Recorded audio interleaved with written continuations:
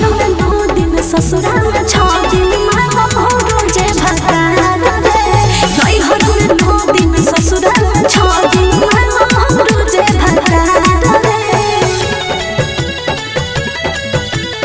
नैहर में 9 दिन म्यूजिक बाय विकास राज। 6 दिन मांगो रोजे भतार रे।